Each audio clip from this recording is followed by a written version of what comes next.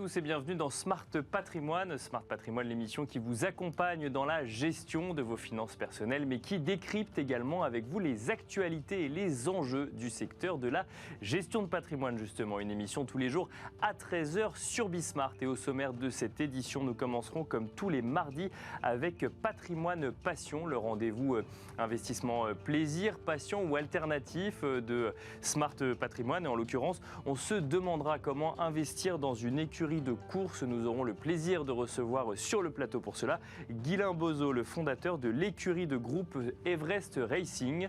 Nous enchaînerons ensuite avec Enjeu Patrimoine où on s'intéressera à un sujet radicalement différent. Nous regarderons comment la hausse du prix des matières premières peut avoir un impact sur la rénovation énergétique de vos biens immobiliers et notamment celles que vous êtes obligés de faire en lien avec la note DPE qui apparaît sur l'audit énergétique de votre bien. Nous en parlerons avec Nicolas Moulin, président de primeénergie.fr et Fabio Rinaldi, président de Bigmat. Bienvenue à vous tous qui nous rejoignez. Smart Patrimoine, c'est parti. Et nous commençons donc avec Patrimoine Passion, le rendez-vous investissement, plaisir, passion ou alternative de Smart Patrimoine, un rendez-vous tous les mardis donc dans Smart Patrimoine. Nous allons aujourd'hui nous intéresser à l'investissement dans les chevaux, mais plus particulièrement à l'investissement ou un placement d'une partie de son argent dans une écurie. Et en l'occurrence, nous avons le plaisir de recevoir sur le plateau de Smart Patrimoine Guilain Bozo, fondateur de l'écurie de groupe Everest Racing. Bonjour Guilain Bozo. Oui, bonjour. Bienvenue sur le plateau de Smart Patrimoine. Bon alors, le monde hippique, le monde des chevaux, c'est un monde que vous connaissez depuis longtemps. Vous avez dirigé plusieurs sociétés en lien avec l'investissement dans les chevaux. En l'occurrence, on parle d'une écurie, de l'écurie groupe Everest Racing. Est-ce que vous pouvez nous expliquer un petit peu comment ça marche et quelle est la place de l'investisseur dans une écurie de groupe? Oui, alors tout à fait, écurie de groupe, c'est effectivement une... le but, c'est d'avoir des chevaux en copropriété. D'accord. Et donc, l'écurie de groupe, c'est par nature partager des risques, puisque en fait, avoir un cheval de course, c'est pas forcément un investissement.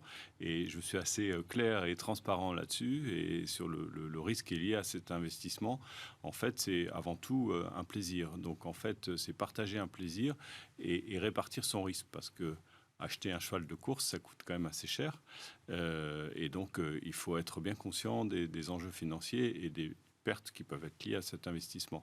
Ça, c'est un préalable. Bien sûr, oui. N'investissez que l'argent que vous êtes prêt à perdre. Effectivement, ça vaut pour beaucoup de placements, effectivement. Donc, on n'en parle pas comme d'un investissement classique. Et ensuite, l'idée, c'est de dire, on ne va pas tout miser sur le même cheval, pour reprendre une expression bien connue, mais on va diversifier au sein d'une écurie parce qu'il y aura plusieurs chevaux qui vont ensuite eux-mêmes permettre de diversifier le risque parce qu'ils vont participer à différentes courses, c'est ça? Oui, c'est ça. Alors, avant tout, si les gens le font, c'est par plaisir et parce que c'est passionnant d'avoir des chevaux de course. D'accord. Et donc, il y a un enjeu de compétition, un enjeu de beauté, d'événements sociaux et de choses très attractives. Alors, effectivement, il faut répartir son risque parce qu'avoir un seul cheval, c'est dangereux, il peut se blesser, c'est de la matière vivante. Bien sûr. Donc, il peut y avoir pas mal d'aléas.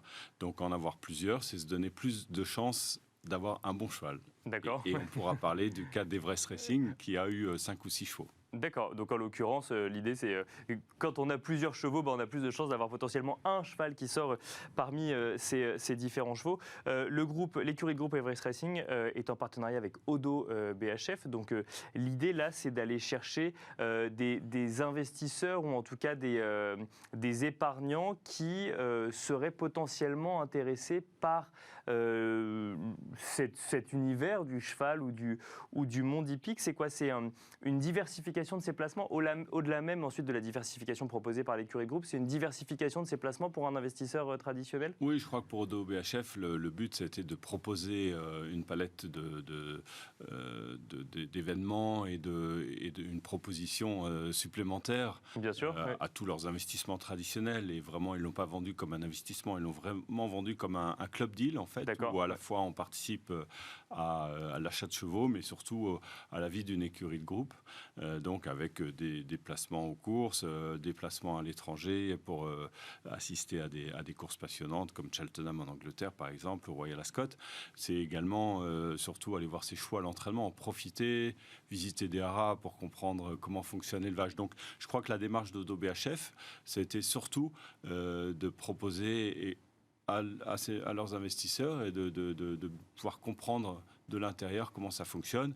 Et puis si les gens ont envie, bien sûr, si les clients ont envie ensuite d'investir eux-mêmes, eh ben, ils sont libres de le faire, bien sûr. Mais c'est une bonne c'est une bonne introduction en fait à ce monde qui a besoin d'être découvert. Parce que quand on est... alors, on va parler d'épargnant et non pas d'investisseur, puisque vous nous avez alerté sur le fait que ce n'est pas un investissement. Mais quand on est épargnant, à partir de combien on peut participer financièrement à la vie d'une écurie? Est-ce qu'on peut espérer en obtenir un rendement? Et qu'est-ce qui se passe au quotidien? Est-ce que du coup, on est invité aux courses? Est-ce qu'on peut assister aux entraînements ou autres, comme vous nous le disiez? Alors, je vais vous prendre le cas d'Everest Racing. Donc, l'investissement, c'est 50 000 €. D'accord. Qui couvre à la fois l'investissement des chevaux et puis tous les coûts liés à cet investissement, donc l'exploitation des chevaux, puisqu'un cheval, ça coûte à peu près 2 000 € par mois à l'entraînement, donc c'est quand même assez élevé. Et puis après, bien sûr, il y a tout l'aspect course. Bien sûr, on peut aller les voir, on peut les voir s'entraîner, on peut aller aux courses, et c'est ça qui est passionnant. On est propriétaire d'un cheval ou on est propriétaire d'une part de cheval, comme on peut le voir dans d'autres mécanismes financiers, où on reste actionnaire ou en tout cas investisseur dans une entreprise? Alors dans le cas présent, dans le cas d'Everest, c'était une SAS et donc les gens sont propriétaires d'une part de l'entreprise. Bien sûr. Et voilà, et l'entreprise est détenteur des actifs en copropriété avec des éleveurs. C'est un peu la spécificité de notre racing club. Voilà. Donc on a acheté 6 pouliches. Et la meilleure étant la dernière qu'on ait achetée, puisque en fait on l'a achetée sur une base de 135 000 €, 135 000 livres exactement. D'accord, oui. Pas tout à fait la même chose en ce moment. Pas tout à fait la même chose. Et la pouliche aujourd'hui a une valorisation de 2,5 millions d'euros. Donc en fait... voilà, on ne l'a pas vendu comme un investissement, mais si la pouliche continue sur sa lancée, ça va être un très bon investissement finalement pour les investisseurs. Mais voilà. Oui, c'est ça. C'est qu'en fait, alors on le rappelle, hein, vous nous l'avez dit, ce n'est pas un investissement. Et puis d'ailleurs, c'est un cheval sur 6 globalement chez Groupe Everest Racing, où vous nous parlez de cette plus-value qu'on peut faire sur un cheval. Mais après, les montants peuvent être colossaux, comme réduits à zéro en fonction de la performance du cheval ensuite dans différentes courses. Exactement. C'est bien pour ça qu'on a un discours prudent, mais néanmoins optimiste et positif. En fait, si on ne crée pas les conditions de la création de valeur, on ne peut pas avoir accès à cette création de valeur, mais avoir un cheval sur 6 qui performe, c'est plutôt le business model. D'accord. Parfois, c'est dans la moyenne globalement des écuries, c'est ça? Non, je ne pense pas qu'il y ait une moyenne, parce que nous, on a choisi un positionnement quand même assez haut de gamme mais, et assez offensif, mais finalement, on est plutôt très chanceux avec cette pouliche qui est très très bonne et qui est peut-être une championne, donc elle va vraiment surperformer. Mais c'est souvent un cheval qui vient surperformer la performance de l'investissement et du groupe. Alors, vous nous l'avez dit, dans le cas de l'écurie de groupe Everest Racing, c'est en partage, entre guillemets, avec des éleveurs qui sont eux aussi actionnaires de la société. Est-ce que ça veut dire qu'on est sur un nombre d'investisseurs néophytes, si je puis le dire, limité pour garantir le bon fonctionnement d'une écurie de groupe, ou on peut ouvrir le capital à plusieurs investisseurs autant qu'on veut pour justement permettre de faire grossir l'écurie? Alors, en l'occurrence, ils ne sont pas actionnaires de la société, mais ils sont co-investisseurs sur les actifs. D'accord. Mais c'est très ouvert et bien sûr, c'est bien d'avoir des professionnels qui nous accompagnent. En tout cas, c'est rassurant pour les investisseurs de savoir que des grands professionnels ont co-investi avec nous. Bien sûr. On a pris les meilleurs haras en Europe. Le haras des Monceaux et Ballylinch Stud en Irlande, un gros haras anglais également et un gros haras allemand. Donc on a fait ce mélange volontairement et c'était plutôt un succès. Et côté épargnant, on est limité en termes de nombre enfin, épargnants qui n'y connaissent rien. Est-ce qu'on est limité en termes d'investisseurs là aussi, ou en tout cas de ceux qui viennent de participer financièrement? Dans un cadre restreint, hein, vous savez. Oui, d'accord. Il vaut mieux que ce soit dans un cadre restreint. etc. Okay. Oui, donc on a n'a pas fait une promotion particulièrement forte. Voilà. Donc c'est vraiment dans le cadre de gens qui sont quand même avisés et qu'on a bien mis au courant des risques, etc. Et voilà, donc non, c'est plutôt dans ce cadre-là. Il y a eu une écurie de groupe, l'écurie RMC, je crois, qui avait à peu près 1000 actionnaires, il me semble, donc sur des montants plus modestes. Et ça a été un assez gros succès. Le but, c'était vraiment d'ouvrir. Bon, on peut penser que la blockchain, les crypto-monnaies, quand la législation va être favorable, bien sûr, pouvoir ou en aussi tout cas clair sur le avoir sujet. des copropriétés. Voilà, une multitude de copropriétés. Et alors, une question peut-être sur le profil des gens qui sont intéressés par ce type de placement. Est-ce qu'on s'adresse avant tout à des passionnés? Est-ce qu'on s'adresse à des gens qui sont curieux? Est-ce qu'on voit aussi parfois des gens qui ne cherchent que la spéculation portée par l'euphorie peut-être des courses? Quels sont les investisseurs que vous croisez et à qui ça s'adresse? Non, je crois que la majorité des gens qui ont accès à ça, c'est au Racing Club, qui viennent au Racing Club, c'est des gens qui en ont entendu parler ou qui ont une histoire avec les chevaux, par exemple. Leur grand-père les amenait aux courses, leur père l'amenait aux courses, leur père pariait. Ils se souviennent de cet environnement, ils ont trouvé que c'était passionnant et du coup ils viennent aux courses, mais ils n'ont pas forcément franchi le pas. Et là, c'est une bonne manière de franchir le pas, de le faire de manière rationnelle, accompagné par des professionnels, dans un cadre vraiment bien délimité et bien rassurant en fait. Quel conseil vous donneriez à quelqu'un qui se pose la question de savoir si un investissement dans ce monde hippique est fait pour lui, que ce soit via une écurie ou d'une autre manière? Il y a le Racing Club et puis il y a les sociétés d'investissement, parce que si on investit dans l'élevage, là c'est un réel investissement et on peut avoir un vrai retour sur investissement. Donc ça peut être une manière de le faire. Et dans ce cas-là, je conseillerais vraiment de se rapprocher d'un professionnel, des gens de confiance, pour faire cet investissement. Et dans un Racing Club, je dirais que allez-y, tentez, parce que c'est vraiment passionnant, c'est une aventure passionnante et c'est vraiment bien pour comprendre. Et ne misez pas tout sur le même cheval. Voilà, exactement. Répartir son risque. Répartir son risque. Merci beaucoup, Guilain Bozo, d'être venu sur le plateau de Smart Patrimoine pour nous expliquer un petit peu comment ça se passe. Parce que c'est vrai que quand on est épargnant ou investisseur et qu'on ne connaît pas ce monde-là, ça peut paraître on peut se dire que c'est pas forcément pour soi. Donc là, au moins, vous nous avez expliqué comment ça fonctionne. Je rappelle que vous êtes le fondateur de l'écurie de groupe Everest Racing, qui est donc en partenariat avec Odo BHF. Merci beaucoup. Merci à vous. Et merci à vous de nous avoir suivis. On se retrouve tout de suite dans Enjeu Patrimoine.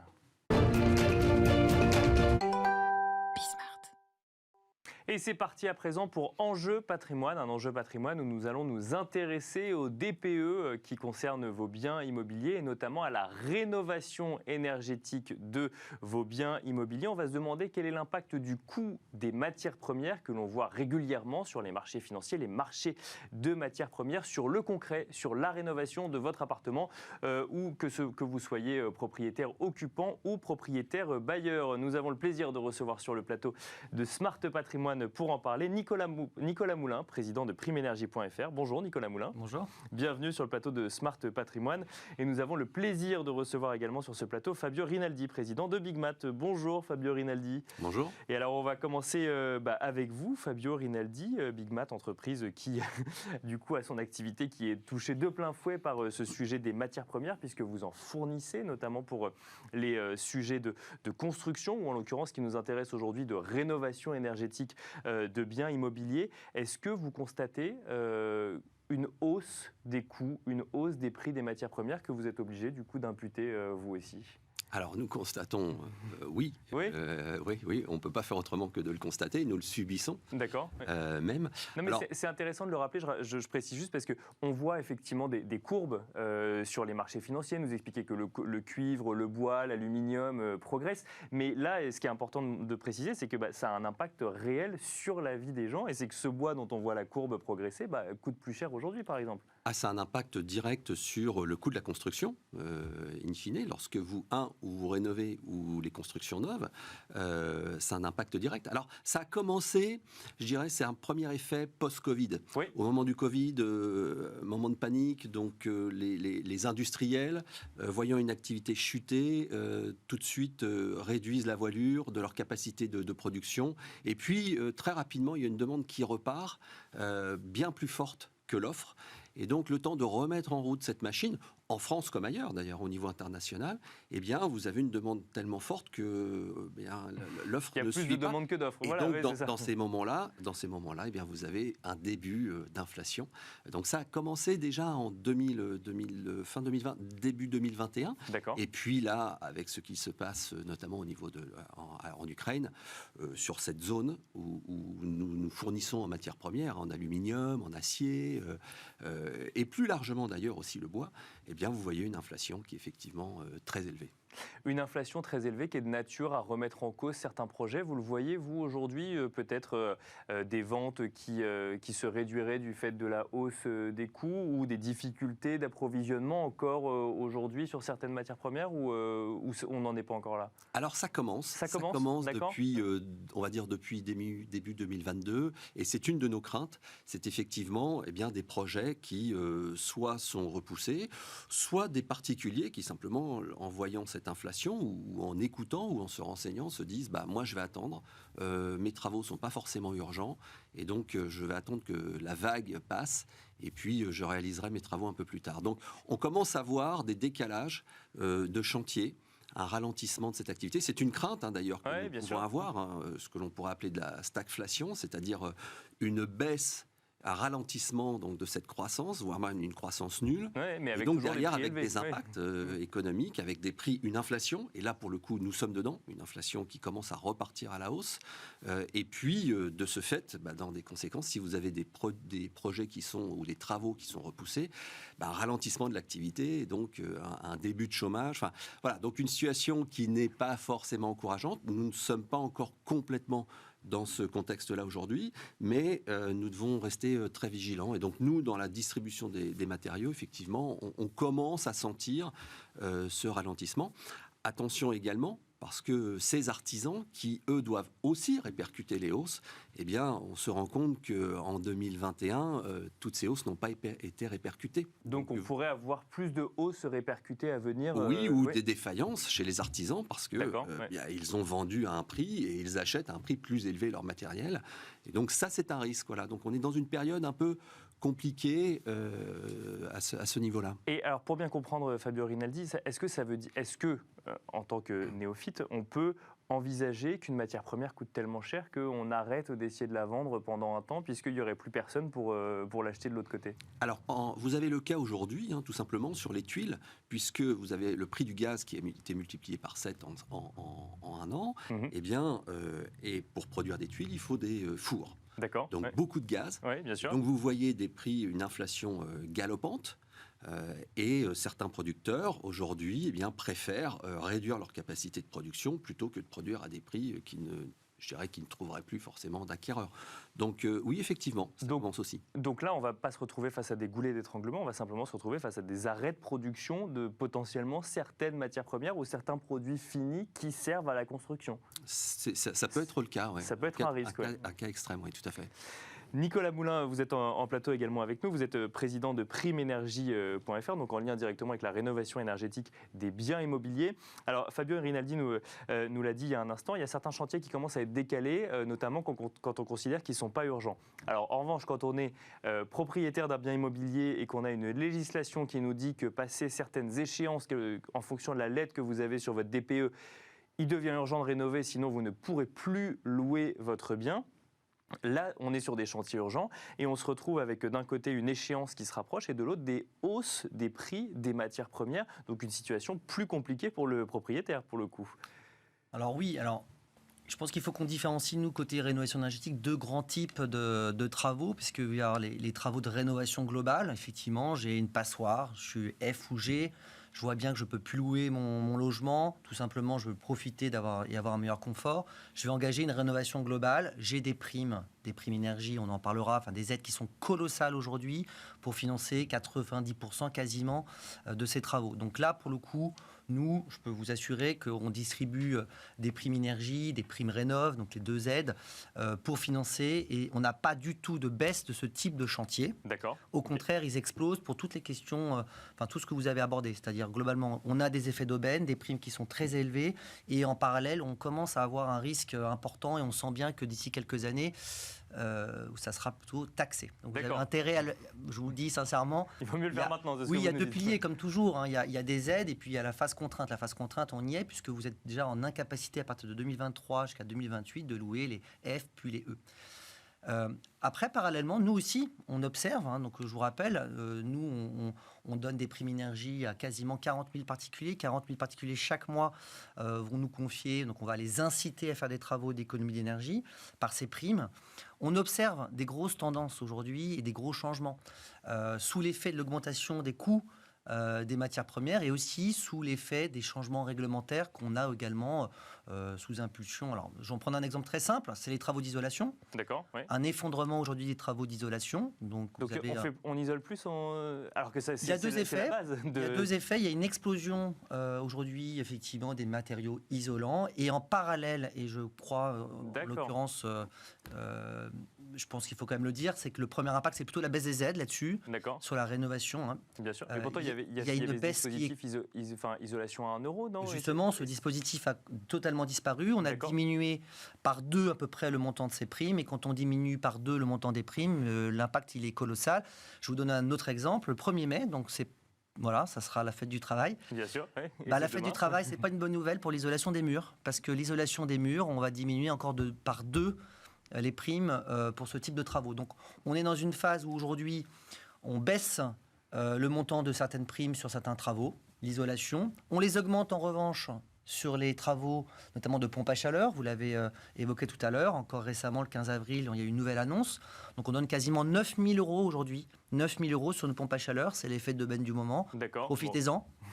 Attention aux arnaques quand On a même. l'impression que c'est presque un marché de primes, c'est ça? Oui, C'est un marché de primes, c'est totalement ça. Il y a des effets d'aubaine. Nous, depuis 10 ans, je pourrais vous expliquer les cycles. Donc, en ce moment, la belle aubaine, c'est plutôt la pompe à chaleur. En tout cas, D'accord. nous, il est certain que l'on voit que dans nos partenaires, les artisans, notamment les artisans dans l'isolation, souffrent. C'est très clairement. Les vendeurs de chaudières souffrent. Ils ont dû décaler à partir de septembre 2021 un certain nombre de chantiers. Ils n'avaient juste pas le matériel.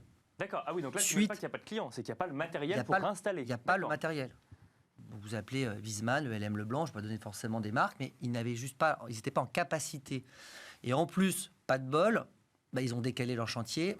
Et la patatras, nous, depuis le 1er janvier, nos Plus aides d'aide. ont excessivement baissé sur les chaudières. Gaz, parce que vous avez compris, aujourd'hui, on ne veut plus promouvoir ce type d'installation. D'accord, donc en fait, il faut faire très attention. Mais alors, ça veut dire que typiquement, ce sujet chaudière, pour reprendre cet exemple-là, qu'est-ce qui se passe aujourd'hui? Ça veut dire que d'un coup d'un seul, on a engagé des travaux, on n'a plus les aides, on a un chantier qui est décalé de 6 mois. Qu'est-ce qui se passe Alors, non, concrètement alors, quand pour on le est coup- particulier, qu'on doit payer? Pour le coup, chez primeénergie.fr, on est, pour le coup, très sérieux, mais c'est surtout la loi. La loi, c'est que quand je vous incite et quand je vous promets une aide, que ce soit une prime rénov ou une prime énergie, ce montant, il est garanti. D'accord, ok. Et ça, c'est pas À la partir loi. du moment où j'ai décidé de le faire. Voilà. Donc tout le monde doit bien comprendre que nous, on est engagé, on est réglementé. Donc on ne fait pas ce qu'on souhaite. Donc le ministère de la Transition énergétique nous impose des aides et on les donne. Donc vous allez sur mon site internet, je vous promets 9 000 euros en cumulé sur une pompe à chaleur. Vous pouvez engager vos travaux, je vous donnerai ces montants. D'accord, et ce, Il y a même jamais- si le chantier est décalé de 6 à 8 mois. Nous, il n'y a aucun risque là-dessus. D'accord. En revanche, effectivement, maintenant, vos artisans sont en difficulté. Bon, on peut prendre énormément d'exemples. On peut prendre l'exemple du cuivre. Il y a énormément de sujets dans une rénovation. Aujourd'hui, on voit nos artisans qui vont changer de matériel et changer les travaux qu'ils avaient préconisés au départ. Mais alors, justement, sur une rénovation énergétique réglementée, ultra réglementée, est-ce qu'on peut se permettre comme ça de changer de matériaux? Et est-ce que ça va assurer à celui qui a payé au final, enfin en l'occurrence l'État en paye une partie, mais le particulier aussi, que son bien est bien aux normes énergétiques pour pouvoir louer son appartement? Parce qu'il est là le sujet. Dans les rénovations globales que vous abordez, c'est très simple. Nous, on met en place un audit thermique en amont. Et l'engagement qu'on prend, c'est 50% d'économie d'énergie et on va le mesurer. Donc, je peux vous assurer que votre économie d'énergie, elle sera réelle. Et ce, même Par si on, contre- si on remplace du cuivre par un autre Alors, matériel. Par contre, il faut bien comprendre que les scénarios qu'on va vous proposer peuvent changer. C'est-à-dire qu'en fait, pour arriver à 50% d'économie d'énergie, pour vous donner un exemple, vous allez jouer sur l'enveloppe, vous allez refaire l'isolation, les combles, changer votre mode de chauffage, faire une VMC. Ça, c'est un premier scénario. Puis un deuxième scénario, je ne fais pas les fenêtres, c'est trop cher. C'est un investissement qui est un peu trop important, donc je vais plutôt privilégier l'isolation des murs et ainsi de suite. Bon, ça, effectivement, dans ces différents choix, ça va être guidé par les prix, et donc le coût de vos travaux et forcément la disponibilité des matériaux. Fait évoluer les scénarios. Fabio Rinaldi, quand vous entendez effectivement ce que nous dit Nicolas Moulin, qu'il y a des artisans qui changent de matériaux, qui décalent des chantiers parce qu'ils n'ont plus tout simplement le matériel, la chaudière à installer ou autre. Qu'est-ce que ça vous évoque? C'est ce que vous voyez au quotidien? Là, on est dans ce que vous nous disiez, que on peut voir s'arrêter certaines activités, du moins temporairement, ou en tout cas certains chantiers temporairement. Alors, c'est vrai que certains chantiers peuvent être décalés. Oui. Alors après, dans les matériaux de construction, en tout cas chez Bigmat, nous avons, connu cette vague très forte, isolation 1 euro, parce que nous vendons donc des produits isolants. Nous sommes moins présents sur les pompes à chaleur ou autres. Donc effectivement, tout ce volume-là, et cette tension dont on parle, Nicolas, nous l'avons connu, on va dire, à l'été 2021. D'accord. Voilà. Donc, il y a un décalage selon les produits et selon les dispositifs, puisque, vous l'avez bien dit, les dispositifs changent. On peut vous annoncer qu'au 1er janvier, c'est tel prix, mais on réduit tel autre. À l'inverse, au 15 avril, on va pousser, il y a la guerre en Ukraine, on va retirer ou baisser les aides sur les dispositifs avec du gaz. Bien sûr. Voilà. Ouais. Donc, nous, en fait, nous avons vécu déjà sur l'isolation 1 euro, qui a été fortement ralenti, ces effets de pénurie. Voilà. Donc, pénurie beaucoup en été 2021. Aujourd'hui, c'est un peu moins. Ça va être sur d'autres produits, je vous le disais, la tuile, le bois. Ouais. Donc, qui entre moins en jeu dans la rénovation énergétique. Mais vous avez des pénuries très, très fortes sur le bois. Voilà. Donc, des matières c'est assez ciblé et ce sont des cycles. Alors, on aurait envie de passer en revue toutes les matières premières, mais on n'aura pas le temps. Nicolas Moulin, une question rapide. Il y a eu une revalorisation récente de MaPrimeRénov'. Vous nous l'avez dit, il y a encore beaucoup d'aides. Simplement, en fait, si je comprends bien, il faut regarder dans le détail, puisqu'il y a une saisonnalité des aides. Donc, quand on est particulier, en fait, on peut quand même engager des travaux de rénovation énergétique aujourd'hui. Il ne faut pas avoir peur de le faire. Simplement, effectivement, on ne sera pas aidé de la même manière que si on l'avait fait il y a 6 mois ou 1 an. C'est certain. Bon, si aujourd'hui vous allez sur primenergie.fr, on vous donne les aides en vigueur, vous engagez vos travaux, vous êtes certain. Ce qu'il faut retenir très simplement aujourd'hui, on est aujourd'hui dans une période où, en gros, rénovation globale, c'est-à-dire que vraiment vous avez une passoire thermique, vous faites un bouquet de travaux, là vous avez des primes colossales.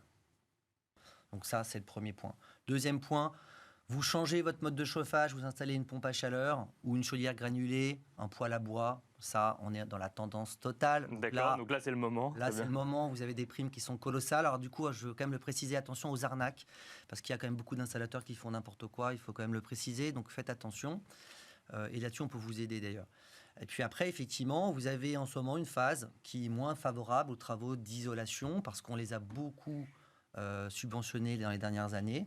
Donc effectivement, il faut faire attention, vous n'avez pas de saisonnalité, il ne faut quand même pas non plus trop insister là-dessus. C'est-à-dire que je parle pas de période. C'est-à-dire qu'en gros, nous, on ne change pas tous les mois non plus. Là, ce que je suis en train de vous expliquer, c'est la tendance des 15 prochains mois. Je ne prends pas beaucoup de risques de vous dire qu'effectivement, dans 18-24 mois, ça changera. Évidemment, peut-être qu'on réinversera. Merci beaucoup, Nicolas Moulin. Je rappelle que vous êtes président de primenergie.fr. Merci, Fabio Rinaldi, président de Bigmat. Merci à tous les deux de nous avoir expliqué un petit peu comment se comprendre effectivement la hausse des prix des matières premières et les autres sujets en matière d'approvisionnement de matières premières et leur impact sur la rénovation concrète d'un bien immobilier. Merci à vous également de nous avoir suivis. Je vous donne rendez-vous demain à 13h sur Bismart pour un nouveau numéro de Smart Patrimoine.